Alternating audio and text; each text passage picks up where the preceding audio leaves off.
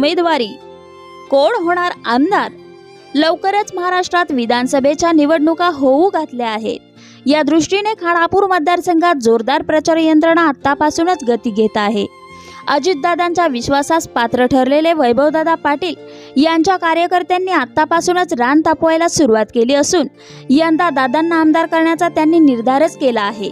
अधिकृत उमेदवारी मिळवण्यासाठी जोरदार मोर्चेबांधणी सुरू असली तरी उमेदवारी मिळाली नाही तरी निवडणूक लढवण्याचा कार्यकर्त्यांनी चंगच बांधला आहे. त्या दृष्टीने त्यांच्या गावोगावी गाठीभेटी सुरू झाल्या आहेत. इकडे सुहास भैया बाबर गटातील फिक्स आमदारचा नारा कार्यकर्त्यांकडून दिला जात आहे. मुख्यमंत्री एकनाथ शिंदे त्यांच्या उमेदवारीसाठी ताकदपणाला लावणार याची त्यांच्या कार्यकर्त्यांना खात्री आहे. त्यामुळे महायुती आणि महाविकास आघाडी अशी लढत झाल्यास सुहास भैयाच युतीचे उमेदवार असणार अशी मतदारसंघात चर्चा आहे. तसे झाले तर नेहमीप्रमाणे बाबर पाटील गटात विधानसभेचा सामना रंगणार आहे. खानापुरातून वैभवदादा आणि सुहास भैया हे दोघे तुल्यबळ उमेदवार दीर्घकाळापासून आमदारकीच्या चर्चेत असतानाच आता आटपाडीतून ब्रह्मानंद शेठ पडळकर यांनीही विधानसभेच्या रणांगणात उडी घेतली आहे.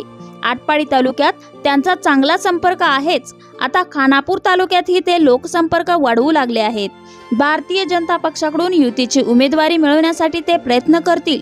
मात्र उमेदवारी न मिळाल्यास युतीचे नेते त्यांची समजूत काढण्यात यशस्वी होतील असे बोलले जात आहे. युतीच्या 3 घटक पक्षांच्या या 3 नेत्यांचीच सर्वाधिक चर्चा असल्यामुळे महाविकास आघाडीचे घटक पक्ष उमेदवारीमध्ये नाराज गटाला जवळ करण्याची वाट पाहणार की आपलाही उमेदवार पुढे आणणार याविषयी लोकांच्या मनात उत्सुकता आहे. सध्या तरी आघाडीच्या कोणत्याही नेत्याचे नाव चर्चेत दिसत नाही. या पक्षीय चढाओढीत आटपाडीचे संभाजी शेठ पाटीलही आपले नशीब आजमावणार आहेत. दीर्घकाळ या संधीची वाट पाहत त्यांनी तयारी करून ठेवली आहे. दोन्ही तालुक्यातील गलाई व्यावसायिक आपल्या पाठीशी उभे राहतील व सर्वसामान्य जनतेचा उमेदवार म्हणून आपल्याला लोक निवडून देतील असा त्यांना विश्वास आहे. एकंदरीत यावेळी खानापूर मतदारसंघातील निवडणूक मोठ्या चुरशीची होणार आहे. जिल्ह्यातील मातब्बर नेत्यांचीही या निवडणुकीत कसोटी लागणार आहे. लोकांची ही उत्सुकता ताणली असून लोकसभेचा इलेक्शन फीवर ओसरला नाही तोपर्यंत विधानसभेचा ज्वर वाढत चालला आहे.